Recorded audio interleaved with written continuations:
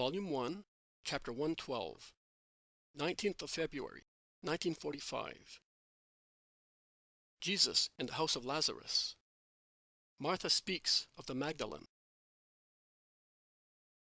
I see the market square in Jericho, its trees and shouting vendors. In a corner there is Zacchaeus, the tax collector, intent on his legal and illegal extortions. He must deal also in jewelry, because I see him weighing and appraising jewels and valuables. I do not know whether they are given to him as payment of taxes instead of money, or whether they are sold for other necessities. It is now the turn of a slender woman, who is completely clad in a huge rust-gray mantle. Also, her face is covered with a yellowish, closely woven byssus, which prevents her face from being seen. One can see only the slimness of her figure, which is visible notwithstanding the huge grayish cloak that envelops her. She must be young, at least according to the little that can be seen. That is, one hand, which for a moment she takes out of her mantle to hand over a gold bracelet, and her feet, shod in rather sophisticated sandals, fitted with uppers and interlacing leather straps, so that only her smooth juvenile toes and part of her slim white ankles are visible. She gives her bracelet without saying one word, takes the money without any objection, turns round to go away. I now notice that behind her there is the Iscariot, who watches her carefully, and when she is about to go away, he says a word to her, which I do not catch. But she does not reply, as if she were dumb, and she hastens away in her mass of clothes. Judas asks Zacchaeus, "Who is she?" I do not ask my customers their names, especially when they are as kind as she is. Young, isn't she? Apparently. Is she Judean? Who knows? Gold is yellow in all countries. Show me that bracelet. Do you want to buy it? No. Well, nothing doing. What do you think? That it will start talking in her place? I wanted to see if I could find out who she is. Are you so interested? Are you a necromancer who divines, or a bloodhound that scents? Go away, forget her. If she is like that, she is either honest and unhappy, or she is a leper. Therefore, nothing doing. I am not craving for a woman, replies Judas contemptuously. May be, but by the looks of your face, I can hardly believe it. Well, if you do not want anything else, please step aside. I have other people to attend to. Judas goes away angrily and asks a bread vendor and a fruit seller whether they know the woman who has just bought some bread and apples from them, and whether they know where she lives. They do not know. They reply, "She has been coming here for some time, every 2 or 3 days. But we do not know where she lives." "But how does she speak?" insists Judas. The two laugh and reply, "With her tongue." Judas abuses them and goes away, and runs into the group of Jesus and his disciples, who are coming to buy some bread and food for their daily meal. The surprise is reciprocal and not very enthusiastic. Jesus says only, "You are here," and while Judas mumbles something, Peter breaks into a loud laugh and says, "Here I am blind and a misbeliever.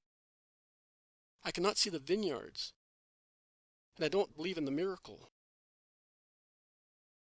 "What are you saying?" ask 2 or 3 disciples. "I am speaking the truth. There are no vineyards here, and I cannot believe that Judas, in all this dust, can gather grapes simply because he is a disciple of the rabbi."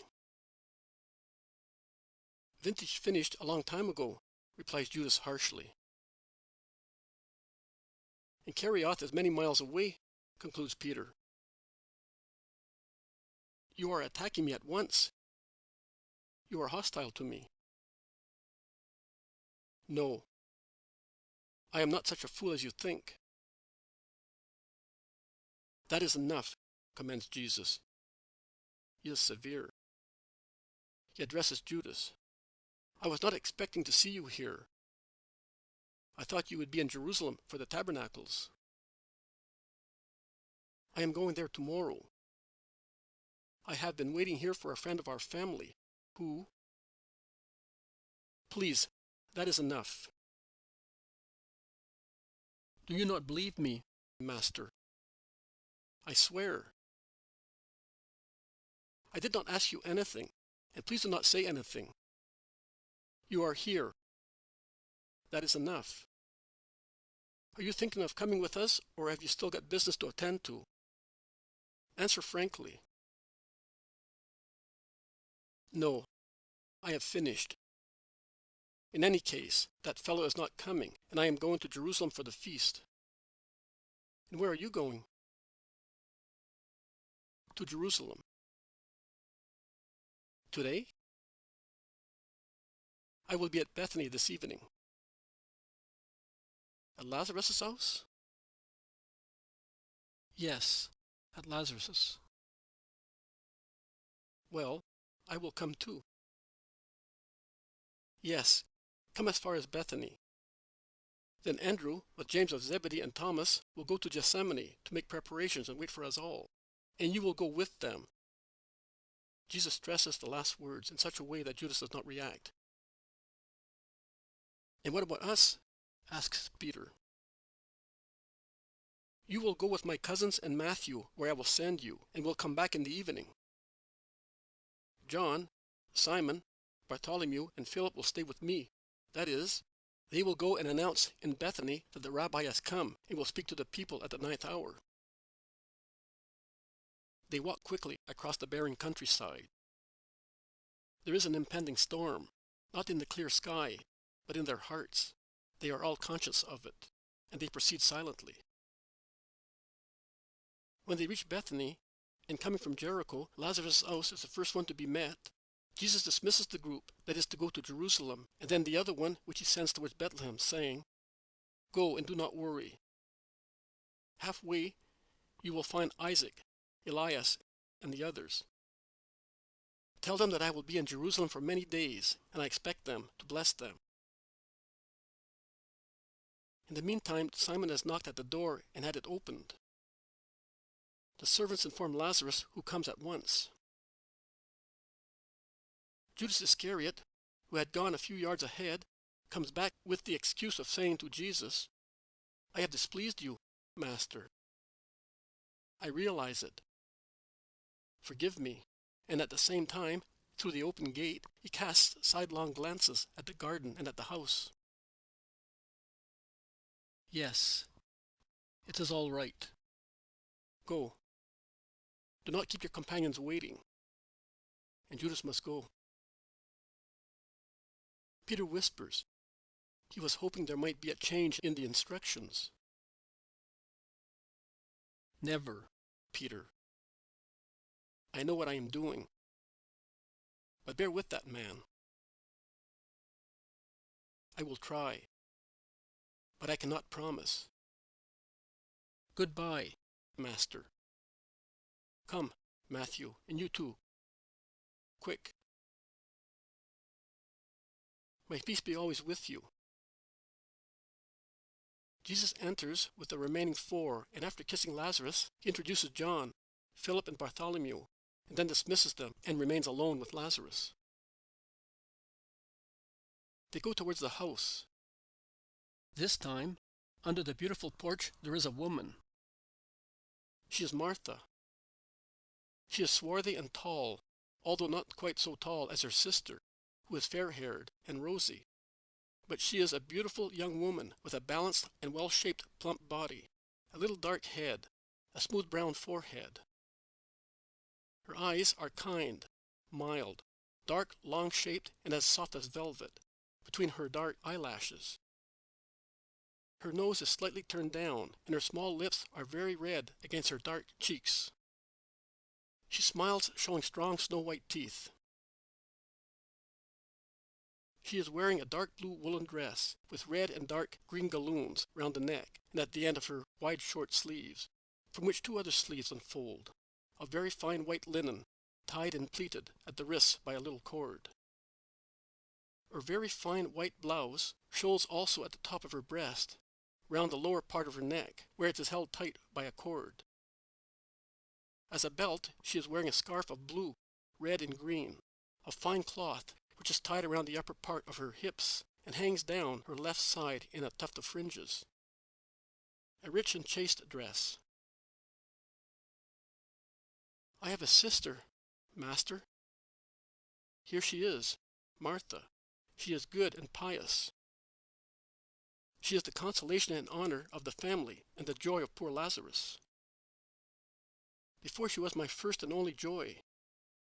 Now she is the second, because you are the first. Martha prostrates herself on the floor and kisses the hem of Jesus' tunic. Peace to the good sister and to the chaste woman. Stand up. Martha rises to her feet and goes into the house with Jesus and Lazarus. She then asks to leave to attend to the house. She is my peace, whispers Lazarus, and he looks at Jesus. An inquisitive look. But Jesus pretends he does not see it. Lazarus asks, "And Jonah?" "He is dead." "Dead? Then I got him when he was dying. But he died a free man and happy in my house at Nazareth, between me and my mother. Doris practically killed him for you before handing him over." "Yes, with fatigue and also with blows." "He is a devil and hates you.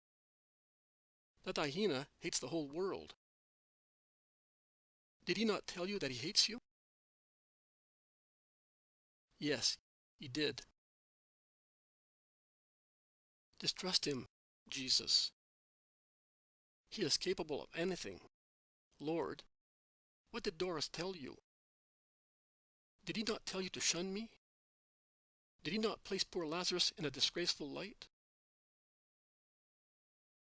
I think that you know me well enough to understand that I judge for myself and according to justice, and that when I love without considering whether such love may procure me good or evil according to the views of the world. But that man is cruel, and he injures and hurts severely. He tormented me only some days ago. He came here and told me. Oh, I am so vexed already.